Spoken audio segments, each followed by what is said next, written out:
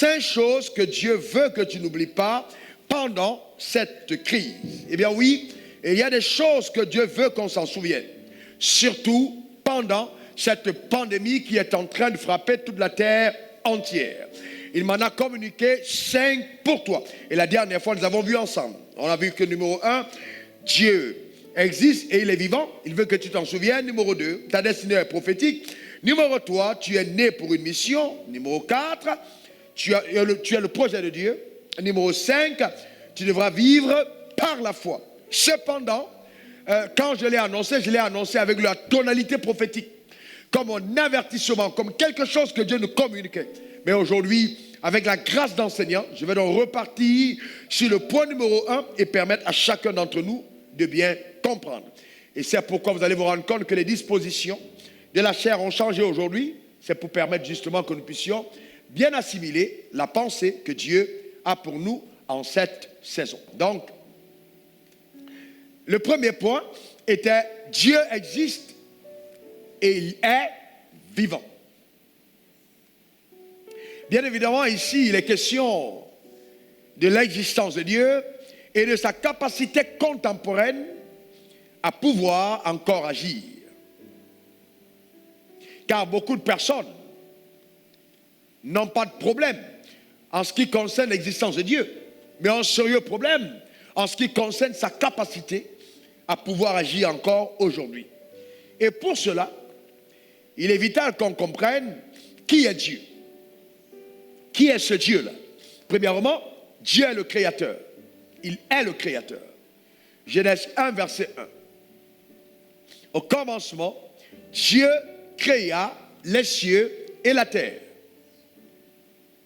Donc, dans le livre qui révèle l'existence de Dieu, on se rend compte que dès le premier chapitre, Dieu nous fait savoir qu'il est d'abord le Créateur.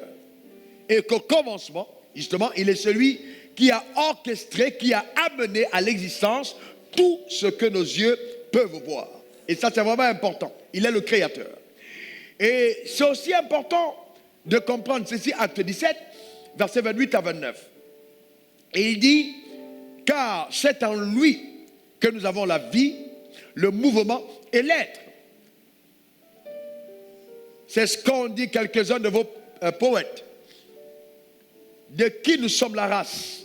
Ainsi donc, étant la race de Dieu, nous ne devons pas croire que la divinité soit semblable à de l'or, à de l'argent ou à la pierre sculptée par l'art de l'industrie de l'homme. Donc, Dieu est notre créateur. Il n'est pas simplement le créateur de l'univers, il est notre créateur et Dieu est celui qui donne à toute personne qui est en vie d'avoir la vie. Il dit, en lui nous avons la vie, le mouvement et l'aide. Donc si nous pouvons nous mouvoir, nous pouvons nous déplacer, nous pouvons respirer, nous pouvons manger, c'est parce que Dieu, il donne en chacun d'entre nous la vie. Et ça c'est vraiment vital. Donc les hommes doivent, et ça c'est important, se référer à Dieu pour gérer le monde que Dieu a créé. On ne peut pas l'exclure de la gestion de ce monde. Et le problème que vit la terre aujourd'hui, c'est parce que les hommes se sont crus plus sages que Dieu. Dieu a créé toutes choses, mais maintenant ils ont choisi d'exclure Dieu de la gestion de ce monde. Regardez ce que la Bible dit dans Romains 1, versets 21 à 32. Mais avant, il est important pour chacun d'entre nous de comprendre que si nous reconnaissons, admettons que ce monde a été créé par Dieu, il est indispensable de se référer à Dieu pour la gestion de ce monde et surtout pour son équilibre et notre bien-être. Il est écrit, verset 21, « Puisque ayant connu Dieu, ils ne l'ont point glorifié comme Dieu, ils ne lui ont point rendu grâce, mais ils se sont égarés dans leurs pensées et leur cœur sans intelligence a été plongé dans les ténèbres. Se vantant d'être sages, ils sont devenus fous. Et ils ont changé la gloire du Dieu incorruptible en image représentant l'homme corruptible, des oiseaux, des quadrupèdes et des reptiles. c'est pourquoi Dieu les a livrés à l'impureté, selon les convoitises de leur cœur, en sorte qu'ils déshonorent eux-mêmes leur propre corps. Eux qui ont changé la vérité de Dieu en mensonge, et ont adoré et servi la créature au lieu du Créateur, qui est béni éternellement. Voyez-vous? Qui ont adoré et servi la créature au lieu du Créateur, qui est béni éternellement. Et la Bible dit Amen. Verset 26, c'est pourquoi Dieu les a livrés à des passions infâmes, car leurs femmes ont changé l'usage naturel en celui qui est contre nature. Et de même les hommes, abandonnant l'usage naturel de la femme, se sont enflammés dans leurs désirs les uns pour les autres, comme étant hommes avec hommes des choses infâmes, et recevant en eux-mêmes le salaire que méritait leur égarement. Comme ils ne se sont pas souciés de connaître Dieu, Dieu les a livrés à leur sens réprouvé pour commettre des choses indignes, étant remplis de toute espèce d'injustice, de méchanceté, de cupidité, de malice, plein d'envie, de mètres, de querelles, de ruses, de malignité, rapporteurs, médisants, impies, arrogants, hautains, fanfarons, ingénieux au mal, rebelles à leurs parents, dépourvus d'intelligence, de loyauté, d'affection naturelle, de miséricorde. Et, bien qu'ils connaissent le jugement de Dieu, déclarant dignes de mort ceux qui commettent de telles choses, non seulement ils les font, mais ils approuvent ceux qui les font. Eh bien oui, on peut peut-être dire aujourd'hui, mais est-ce que ce n'est pas exagéré, mais ce texte est vraiment le descriptif de ce qu'on est en train de vivre dans le monde aujourd'hui. Les hommes ont rejeté l'usage naturel de leur propre corps. On voit dans le monde l'homosexualité, comment est-ce que les femmes vont avec les femmes, on voit même la bestialité, c'est terrible. Justement, la rébellion de l'homme vis-à-vis de son Créateur. Dieu a créé ce monde et il a régi le fonctionnement de ce monde par des lois qu'il a préétablies. Et le rejet de la loi de Dieu au-dessus de l'homme, par quête d'une certaine forme de dépendance, a justement plongé ce monde dans le chaos.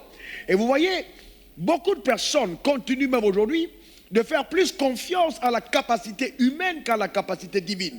Et laissez-moi ajouter ceci. Se confier à la médecine, c'est une bonne chose parce que la médecine, ça aide à la technologie, aux performances scientifiques ou alors même aux doctrines philosophiques humaines.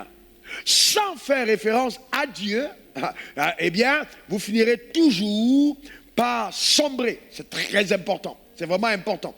La preuve aujourd'hui, les scientifiques reconnaissent, ils disent on n'a pas de médicaments, on ne trouve pas de solution par rapport au mal qui est en train de frapper la terre. Eh bien oui, c'est parce que quelque part, nous ne voulons pas faire référence à Dieu. Le Dieu que nous servons, et c'est important pour chacun d'entre vous d'en avoir la révélation, est un Dieu omniscient. Donc quand je parle de l'omniscience de Dieu, suivez-moi attentivement. Je parle de sa capacité à connaître le passé, le présent et le futur en même temps. C'est-à-dire quand Dieu, quand il regarde, il voit 2030 quand on est en 2020. Donc rien ne lui échappe. Le futur est futur pour l'homme parce que l'homme est limité dans l'espace et dans le temps. Mais Dieu n'est pas limité dans l'espace et le temps. Donc il connaît parfaitement le futur dans le présent. La preuve, quand il nous arrive d'avoir des prophéties, la prophétie est la révélation d'une portion du futur. D'accord, dans le temps présent. Et donc quand une prophétie est donnée par l'Esprit de Dieu, c'est que Dieu nous donne la capacité de saisir certaines vérités à venir. C'est tout. Ça veut dire qu'il est déjà au courant de ce qui arrive avant que cela n'arrive. Donc il ne faut pas croire, frères et sœurs, que nous informons Dieu des situations que nous traversons par nos prières. Non, et encore non. Non, non, non, non, non. Dieu est bien au courant de tout ce que nous avons enduré et traversé. Donc quand 2020 est arrivé, il le savait déjà. Ce ne sont pas nos prières qui vont d'abord nous protéger. Non. C'est vrai que nos prières vont donner une autorisation légale à Dieu d'agir dans notre vie. Nos prières vont nous permettre de coopérer avec l'action de Dieu. Mais Dieu n'est pas informé par les prières que nous lui adressons, parce qu'il sait toutes choses.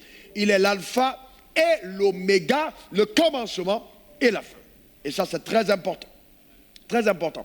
Vous voyez, et j'insiste sur le fait, bien aimé, que Dieu devra vraiment être l'expert que nous devons consulter régulièrement quand nous traversons des crises, parce qu'il a déjà géré bien plus de crises bien plus graves que celle du Covid-19. Pourquoi est-ce que les hommes ne se tourneraient pas vers Dieu, diantre? Il est important que nous puissions nous tourner vers notre Créateur.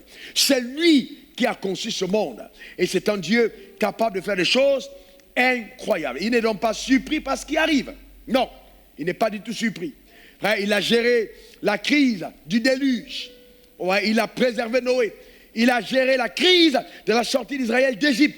Il a géré la crise de la traversée du désert vers la terre promise. Dieu a géré tellement de crises que la pandémie de cette génération est bien trop petite devant l'immensité de ses pouvoirs. Et cela m'oblige aujourd'hui, et à cet instant précis, de vous parler de l'omnipotence de Dieu.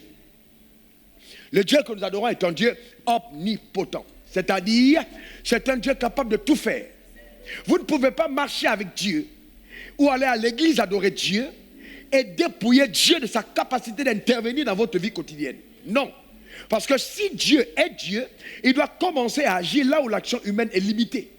C'est-à-dire, là où tes capacités ne peuvent pas intervenir, alors la puissance de Dieu est générée par ta foi en lui, permettant qu'il puisse se déployer dans toute sa force pour intervenir. Quelqu'un me donne son meilleur amen. Amen. Quelqu'un dise encore amen. Amen. Donc Dieu n'est pas limité. Dis après moi, Dieu n'est pas limité. Encore Dieu n'est pas limité. Mais ayez pour souvenance, frères et sœurs, que le monde dans lequel nous vivons a été créé par Dieu. Dieu est tellement puissant qu'il n'a même pas jugé utile de prendre ses mains pour former la terre. Il dit que la lumière soit, et la lumière fut. La parole chargée de puissance est venue sur terre et a apporté la lumière.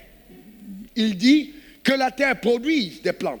Et tout de suite, la terre s'est mise en branle et a fait germer des plantes. Il dit que les eaux produisent, et les eaux ont commencé à faire, vous voyez, grouiller à l'intérieur de toutes sortes d'êtres vivants. Ça a été créé juste par la parole de Dieu. Le Dieu que nous servons est un Dieu puissant. Alléluia. Quelqu'un me donne son meilleur amen. Et vous voyez, toutes les personnes qui ont marché avec Dieu ont toujours expérimenté, vous voyez, sa puissance, ont toujours goûté aux délices de ses pouvoirs.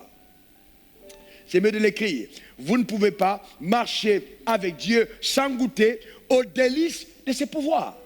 Dieu va toujours vous montrer que c'est un grand Dieu. Et souvent, je me suis même rendu compte qu'il complique les situations avant d'agir. Pourquoi? Parce qu'il veut nous donner la révélation de sa capacité à intervenir. Regardez le cas de notre père Abraham. Dieu lui dit, quitte ton pays, tu as parti de la maison de ton père, vas-y dans le pays, je te montrerai, je te bénirai. Qui a fait sortir d'Abraham de sa maison? C'est Dieu. Il dit, je rendrai ton nom grand, je ferai de toi une source de bénédiction. Il dit, toutes les nations de la terre seront bénies après toi. Mais quand Abraham s'en va, Abraham est âgé de 99 ans. Sa femme, 89 ans. Abraham n'a pas d'enfant. Abraham dit, mais Dieu, mais comment est-ce possible? Je n'ai pas d'enfant. Et il informe Dieu sur la situation clinique, médicale, le rapport médical donné par les experts, le professeur de l'époque, qui lui a dit que ta femme est arrivée à la ménopause et tu ferais bien d'adopter Élézer comme ton héritier. Et il dit, ah non, Dieu dit, non, laisse-moi Abraham te montrer de quoi je suis capable. De ta femme, donc, que tu peut-être ne considères pas comme étant capable de te donner des enfants, je vais te dire que ce que tu ne pouvais pas obtenir sans moi, tu vas l'obtenir parce que tu es avec moi. Et c'est ça justement l'intrusion de la puissance de Dieu. Amen. Et il dit donc, et l'ange dit à Abraham, y a-t-il rien, Genèse 18, verset 14, j'aime beaucoup ce texte, y a-t-il rien qui soit étonnant de la part de l'Éternel? C'est-à-dire que quand la puissance de Dieu agit, la puissance de Dieu étonne, mais elle étonne l'entendement humain. Mais Dieu n'est pas étonné, parce que c'est un Dieu qui est coutumier au miracle. Oh, que cette saison de la vie te donne de vivre des miracles articulés de la part de Dieu. Oh, ta manière de dire amen m'embête. Donne-moi ton meilleur amen. Il dit au temps fixé, souligne au temps fixé. Il y a sûrement un temps fixé, on aura le temps d'en revenir. Je reviendrai vers toi, au temps fixé par Dieu. Souvent les gens se débattent alors qu'ils ne sont pas dans le temps. Et il dit, et à cette même époque, Sarah aura un fils. Et l'année prochaine, Sarah, âgée de 90 ans, Abraham, âgé de 100 ans, il a retrouvé la vigueur surnaturelle sans Viagra. Et il a été à même de donner à sa femme d'avoir des enfants. Quelqu'un me donne le meilleur alléluia. Quelqu'un dise encore amen. Alléluia. Prenons aussi le cas de Moïse. Moïse est suscité par Dieu. Dieu l'appelle dans le désert. Il dit, j'ai vu la souffrance de mon peuple que lui font subir ses oppresseurs. Et écoute, je t'envoie vers ce peuple pour le délivrer. Moïse s'en va, il voit les 10 plaies extraordinaires de Dieu qui sortent ce peuple d'Égypte, de la captivité. Et ce peuple commence une marche glorieuse vers le désert. Sauf qu'ils vont faire face à un obstacle de taille. Et cet obstacle était la mer Rouge. Il n'y a pas la possibilité de demander aux ingénieurs de pont et chaussée de bâtir le pont. Parce que derrière, il y a une armée de 600 chars qui est en train de poursuivre le peuple. Ils entendent le bruit des cavaliers. Le peuple commence à crier. Oh Moïse, pourquoi tu as fait ça? On aurait dû mourir en Égypte. Pourquoi on va mourir ici? On ne va même pas avoir une sépulture. On ne va pas nous enterrer dignement. Dieu dit à Moïse, pourquoi ce bruit parmi le peuple? Qu'il reste calme. Pourquoi il demande au peuple de rester calme? Parce qu'il dit, c'est dans le calme et la confiance que sera votre force. Moi, je vais vous montrer de quoi je suis capable. Souvent, je vous donne d'emprunter des chemins qui n'ont point d'issue pour que je sois votre issue. Oh non, notre Dieu est extraordinaire. Alléluia. Et c'est grand. Voyez-vous, en Exode 14, verset 16, il dit à Moïse, toi, lève ta verge. Étends ta main vers la mer. Voyez, Dieu coopère toujours avec quelqu'un de disponible. Étends ta main vers la mer et fends-la. Oh, Dieu a quand même une manière de parler. Hein. Comment est-ce qu'il peut demander à quelqu'un qui a une verge de fendre la mer? Il dit, prends la verge, fends la mer. Est-ce qu'on peut fendre l'eau avec un petit bâton? En d'autres termes, il dit, laisse que ta foi en ma parole donnée génère à ton bâton la capacité de faire sortir une puissance invisible du ciel qui va fendre la mer. Est-ce qu'on peut fendre la mer? Je peux encore comprendre qu'on dise qu'on va fendre la noix de coco. Comment on peut fendre l'eau? Nous parlons d'un Dieu capable de fendre l'eau en deux. Il a fendu la mer et la Bible dit, les enfants d'Israël entreront au milieu de la mer à sec. Ils ont traversé, la mer s'est ouverte, les Égyptiens ont essayé la même chose, mais ils ont été engloutis. Le Dieu que nous servons est un Dieu capable d'ouvrir les eaux au devant de ton passage. Alléluia. Il est le même hier, aujourd'hui et éternellement. Il n'a pas changé. Job, voyez une belle histoire aussi. Quand nous parlons de Job, on aime dire, ouais, vraiment, Job a été frappé, Job a perdu ses enfants, oh, vraiment, supporte, Job a enduré. Frère, si tu dois supporter comme Job, il faut finir comme Job. Job n'a pas été là pour seulement faire le deuil de ses enfants ou de ses affaires. Regardez dans Job 42, verset 10, l'Éternel rétablit Job dans son premier état. J'annonce à quelqu'un, je suis un prophète qui enseigne aujourd'hui, j'annonce à quelqu'un de la part du Seigneur, quel que soit ce que le Covid-19 a créé comme problème au niveau de tes entreprises, quel que soit ce que tu as perdu, fais de ce verset ton verset. À la fin de cette histoire, la Bible dit, quand Job eut prié pour ses amis, l'Éternel lui accorda le double de tout ce qu'il avait possédé. Cette année 2020 reste et restera à jamais l'année d'une explosion à ton égard. Donne-moi ton meilleur amen. Vous voyez, Dieu est si bon. Jésus-Christ, qui est même l'incarnation de Dieu. Dieu fait chair. Regardez ce que Jésus a dit. Matthieu 19, verset 26. Jésus les regarda et leur dit, ô homme, cela est impossible, mais à Dieu tout est possible. Comme pour dire, il y a des choses qui, c'est vrai, sont impossibles aux hommes, mais n'attribuez pas à Dieu vos capacités. Les capacités de Dieu sont au-dessus des vôtres. C'est pourquoi il est le créateur et tu es la créature. Donc Dieu peut faire ce que toi, tu ne peux pas faire. J'ai dit, et je répète, le mot impossible est un mot qui a été inventé par des personnes déconnectées de leur source créatrice et qui donc se sont rendues compte de leurs limitations et ont voulu le justifier en mettant dans le vocabulaire ce mot impossible. Mais au commencement, quand l'homme était à l'image selon la ressemblance de Dieu, ce mot n'existait pas. Il faut donc le bannir de ton vocabulaire parce que Dieu est encore capable de faire des choses incroyables. Donne-moi ton meilleur amen. Ce qui te dépasse ne peut pas dépasser ton Créateur. Dis encore amen.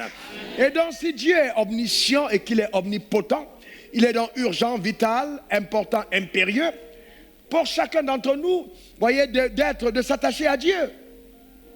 Il faut s'attacher à Dieu. Vous voyez, pas simplement à l'église, pas au pasteur, pas au prophète, mais à Dieu. Vous voyez, bon, c'est très important. Dans la parole de Dieu, vous ne pouvez pas dissocier Dieu de sa parole. Car Dieu et sa parole sont un. Voyez-vous, et c'est pourquoi il dit dans Matthieu 4, verset 4, Jésus lui a répondu, il est écrit, l'homme ne vivra pas de pain seulement, mais de toute parole qui sort de la bouche de Dieu. C'est-à-dire qu'au-delà de la nourriture physique, la parole de Dieu a la capacité de nourrir et d'entretenir l'être humain que tu es. C'est important. Il ne faut pas s'en priver. Somme 1, verset 1 à 3. Heureux l'homme qui ne marche pas selon le conseil des méchants. C'est-à-dire ne pas marcher selon le conseil des méchants. Ne pas justement se laisser orienter par les philosophies humaines. C'est la garantie d'une vie de bonheur. La Bible dit heureux, heureux. Voyez-vous, qui ne s'arrête pas sur la voie des pécheurs et qui ne s'assied pas en compagnie des moqueurs. C'est-à-dire, tu peux vivre dans cette génération pécheresse, mais ne pas être comme eux, parce que tu es différent. Mais qui trouve son plaisir dans la loi de l'Éternel, qui trouve son plaisir dans la loi de l'Éternel, qui trouve son plaisir dans la loi de l'Éternel.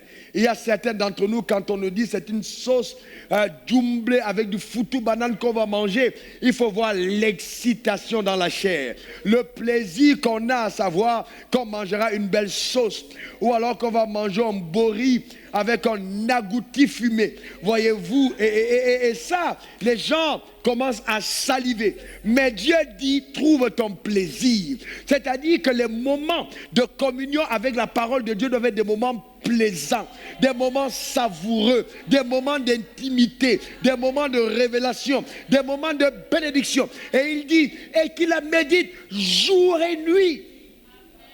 Il est comme un arbre planté près d'un courant d'eau qui donne son fruit en sa saison et dont le feuillage ne flétrit point. Tout ce qu'il fait lui réussit. Alors je vous encourage. Le monde est peut-être en train d'aller à volo. Des choses sont en train d'aller sens dessus, dessous.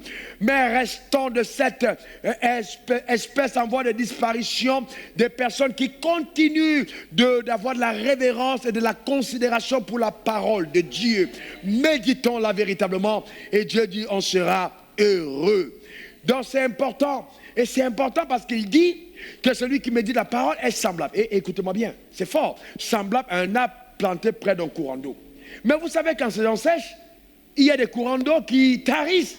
Mais quand vous êtes avec Dieu et que vous méditez sa parole, vous commencez à vous abreuver à une source intarissable. Parce que la source de Dieu ne tarit jamais. Et il dit, à partir de ce moment-là, vos feuillages ne vont jamais flétrir.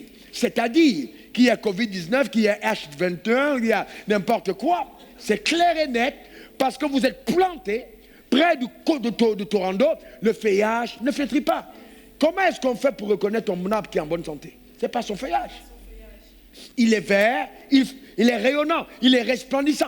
Donc, il n'y a pas de question de voir des croyants avec une tête comme s'ils voient l'enterrement. Non, le visage est rayonnant. On dit, mais qu'est-ce qui se passe? Mais pourquoi cette fille est toujours zen? Pendant que tout le monde a peur, mais le visage est rayonnant. Parce que tu tires ton alimentation, tes racines sont plantées dans un autre endroit. Que quelqu'un me donne le meilleur des amens.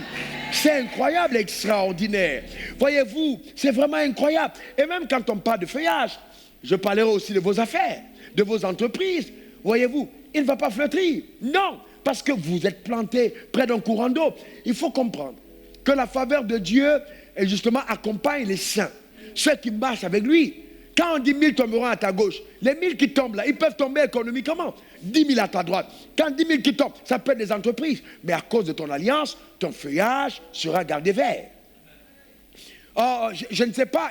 Je veux que quelqu'un me donne un bon amen chez lui. Et ça, c'est important. Ta santé, ton bien-être. Voyez-vous, ça ne va pas flétrir. Ça ne va pas flétrir. Ça ne va pas flétrir au nom suprême de Jésus. Et la Bible dit, tu porteras du fruit en ta saison. Je suis en train d'annoncer à quelqu'un que ta saison est arrivée. Amen, ta saison arrivera certainement pour certaines autres personnes. C'est important. Oui, parce qu'en Dieu, il n'y a ni stérilité, ni infertilité, ni improductivité. Ce sont des choses qui n'existent pas. Quand nous sommes en Dieu, nous portons des fruits. Donne-moi ton meilleur amen. Et Dieu m'a dit, fils, il a insisté 3 fois, annonce à mon église et dis à mon église que je suis fidèle. Oh, ça c'est grand. Je suis fidèle. La fidélité de Dieu, c'est sa capacité à tenir ses promesses et à ne pas changer ses engagements. Il tient ses fidèles, ses promesses, et il ne change pas ses engagements. Ah, ça c'est fort. C'est fort. Voyez-vous, même bien qu'Abraham ne soit plus vivant parmi nous, son alliance parle encore à ta faveur. Dieu dit, je suis un Dieu fidèle. Et la fidélité de Dieu va jusqu'à engager ses sentiments à l'égard de son allié. Donc, il ne change pas son sentiment à ton égard. Il t'a aimé, il t'aime, et il t'aimera toujours, quel que soit ce que tu traverses. Et la preuve, bien-aimé, Dieu nous a aimés quand nous étions vautrés dans le péché. Jean 3,16, Dieu a tant aimé le monde qu'il a donné son Fils unique, afin que quiconque croit en lui ne périsse point, mais ait la vie éternelle. Si simplement le monde pouvait avoir la révélation de l'immensité de l'amour de Dieu, beaucoup de personnes ne s'égareraient pas dans les séductions des sectes ou alors de toutes les autres choses semblables qui veulent s'ériger en Dieu dans cette génération. Quelle honte! Lisons Agé 2, verset 5. Je reste fidèle à l'alliance que j'ai faite avec vous. Ouh là là. Je reste fidèle à l'alliance que j'ai faite avec vous. Dieu me dit de te dire, il reste fidèle à cette alliance. Quand vous sortîtes de l'Égypte et mon esprit est au milieu de vous, ne craignez point. Ne craignez pas, ne crains pas. L'Esprit de Dieu est au milieu de nous. Ne craignons point. Même quand tu passes à côté de quelqu'un qui transporte le virus, l'Esprit de Dieu est au milieu. Il veille sur toi, il te protège. Eh bien oui, vous ne pouvez pas vous permettre, vous qui êtes réconciliés avec Dieu, de vivre comme les personnes qui n'ont pas connu Dieu. Non, c'est vraiment une profanation de la grâce. Vous devez la comprendre. Et pour terminer, Psaume 117, versets 1 à 2. Louez l'Éternel. On dit quoi? Louez l'Éternel. On dit quoi? Louez l'Éternel. Ça veut dire quoi? Ça veut dire que quand on se lève le matin, qu'on ait un instrument ou pas, notre première réaction, c'est de le louer. Pourquoi nous le louons? On ne le loue pas parce qu'on a vu quelque chose d'extraordinaire qui s'est produit. On le loue parce qu'on a la révélation de sa fidélité. On sait que quel que soit ce qui arrive, il ne nous lâchera pas. Il y a des gens qui dansent parce qu'ils ont vu un miracle. Il y a des gens qui dansent parce qu'ils peuvent provoquer un miracle. Est-ce que quelqu'un comprend de quoi je parle? Eh bien, ne dansez pas simplement à la vue d'un miracle. Dansez pour provoquer le miracle. Je danse alors à partir de ce moment à la mélodie de sa fidélité. Quelqu'un me demande, Eliezer, mais pourquoi tu danses? Tu dis, je danse parce que je sais que mon Dieu est fidèle. Ce n'est pas parce que tu as vu quelque chose, mais c'est parce que tu crois qu'il fera quelque chose. À partir de ce moment, ta danse devient une danse qui provoque le miracle. Donne-moi ton meilleur amen. Alléluia. Il dit, vous toutes les nations, louez-le, célébrez-le, vous tous les peuples, car sa bonté pour nous est grande. Oh, ça c'est fort, hein? Et sa fidélité dure à toujours louer l'Éternel. Louez-le, frères et sœurs, louez l'Éternel. Eh bien, c'est très important, frères, que Dieu vous bénisse richement dans vos maisons, qu'il étende sa main puissante et son bras étendu et vous fasse du bien.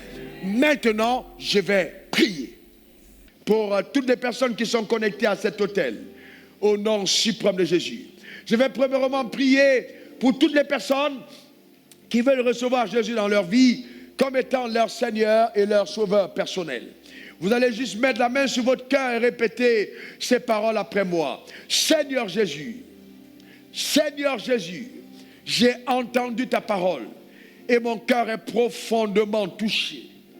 Je m'engage aujourd'hui à te donner ma vie. Je reconnais que j'ai vécu comme un insensé. J'ai plus fait confiance aux hommes qu'à Dieu le Créateur. Pardonne-moi, que ton sang me lave et que ton sang me purifie. Mon Père et mon Dieu, écris mon nom sur le livre de vie, que ta grâce me soit accordée.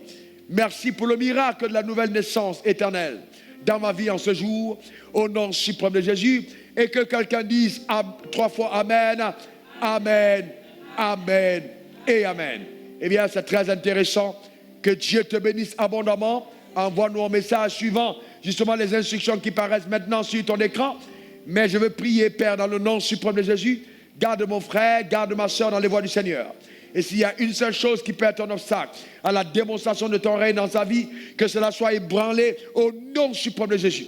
Et que, Seigneur, éternel Dieu de gloire, sa vie devienne productrice de preuves évidentes d'une alliance nouvelle. Au nom de Jésus, j'ai prié. Amen. Amen. Et Amen. Je voudrais aussi maintenant prier pour certaines personnes. Tu as de la difficulté à lire et à méditer la parole de Dieu. Chaque fois que tu prends la Bible, tu dors. C'est un esprit d'assoupissement. C'est comme une télécommande qui, depuis l'enfer, t'empêche de pouvoir être concentré dans la présence de Dieu. Dès que tu ouvres ta Bible, le téléphone sonne. Dès que tu ouvres ta Bible, tu es sur WhatsApp. Je te donne des conseils. Le temps de méditation est un temps tellement important qu'il faut te déconnecter de toute source de distraction et prendre dedans une position qui soit agréable, un environnement qui soit propice et que rien ne vienne te déconnecter. Tu ne peux pas être en même temps là dans la présence de Dieu, attendant que Dieu te parle et en même temps en train d'attendre que quelqu'un t'appelle. Non, là c'est une parfaite prédisposition à ne rien recevoir de la part du ciel. Je vais donc prier pour toi. Mets ta main sur ta tête cette fois-ci. Père, au nom suprême de Jésus, je me lève contre tout esprit d'assoupissement sur la vie de mon frère. Je lis ses forces, je les propulse dans les abîmes des ténèbres. Au nom suprême de Jésus, je décrète, déclare et établis qu'à partir d'aujourd'hui, tu es libéré de cet esprit d'assoupissement. Au nom suprême de Jésus. Et que maintenant la gloire de Dieu te transporte sur le territoire de la pleine liberté. Car il est écrit, celui que le Fils a franchi est véritablement libre. Au nom suprême de Jésus, j'ai prié. Quelqu'un me donne 3 bons amen. Amen. Amen. Amen. Et je voudrais prier maintenant pour un frère ou une sœur. Tu es né de nouveau, mais tu as de la difficulté à vivre sainement pour Dieu. Tu as de mauvaises compagnies. Tu es attaché aux païens. Tes amis sont des païens. C'est pas normal que tu sois une sœur et que tous tes amis soient des païens. Je n'ai pas dit de ne pas avoir des collaborateurs au travail qui sont des païens, mais des personnes qui sont tes amis avec qui tu passes du temps. Non. Heureux celui qui ne s'assied pas en compagnie des moqueurs.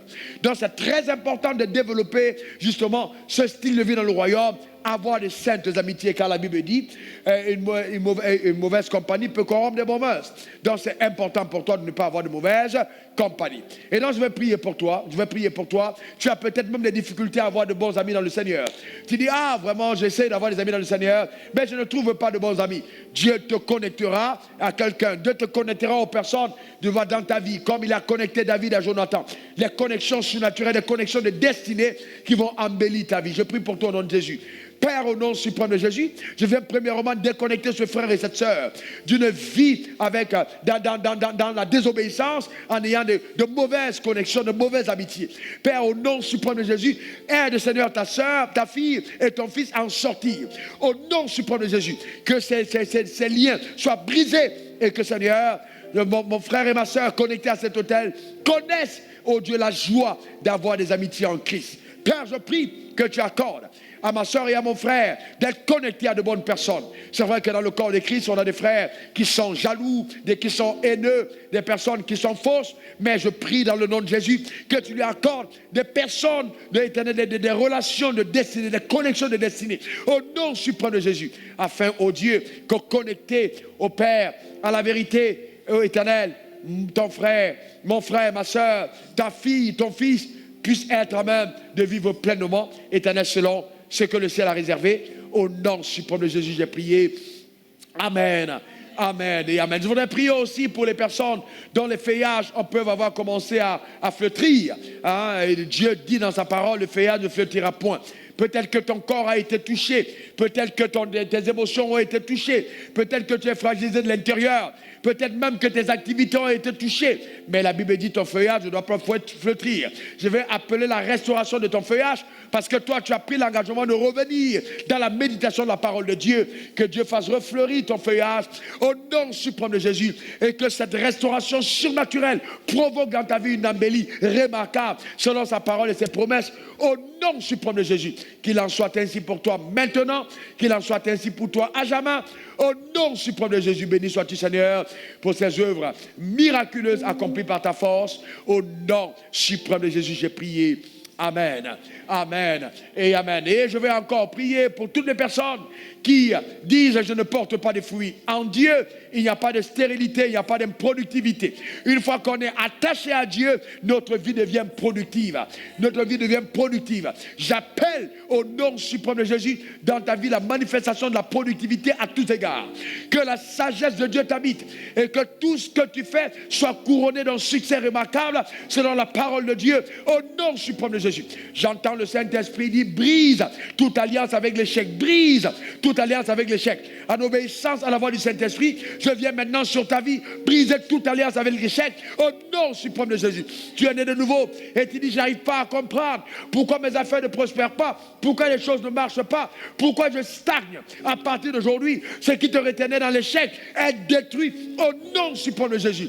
Dieu me demande de te dire de simplement et courageusement obéir à l'instruction qui consiste de rester attaché à sa parole, de méditer sa parole et de marcher selon le conseil de cette parole pour que le succès t'accompagne aujourd'hui et à jamais au nom suprême de Jésus. Et enfin, je voudrais prier pour nous tous que notre révélation de Dieu s'augmente, que nous croissions dans la connaissance de Dieu, que nous croissions dans la connaissance de Dieu, que Dieu t'accorde une révélation plus grande de qui il est dans le nom suprême de Jésus, afin que le concept que la religion t'avait communiqué à son sujet soit totalement changé au nom suprême de Jésus et que tu aies une connaissance de Dieu qui t'est communiquée par le Saint-Esprit, ce Saint-Esprit qui est venu pour conduire chacun d'entre nous selon la vérité. Qu'il en soit ainsi maintenant, qu'il en soit ainsi à jamais, au nom suprême de Jésus.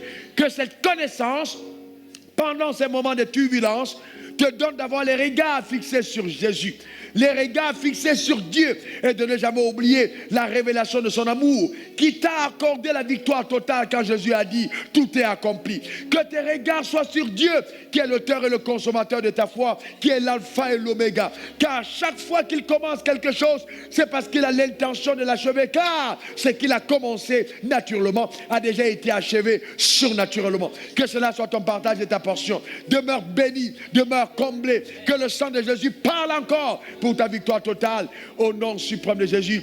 Donne-moi 3 bons amen, amen, amen et amen. Et je voudrais donc t'encourager, si tu as des questions, une question quelconque au sujet de Dieu, envoie-moi cette question, je me ferai le plaisir de te répondre, soit par voicemail, parce que je veux garder le contact avec certains d'entre vous, soit par écrit, je t'enverrai la réponse. Il est très important qu'en ce qui concerne la personne de Dieu et sa capacité d'action, que nous soyons tous au même niveau, ou presque, de compréhension. Demeure béni. Que la grâce de Dieu soit avec toi.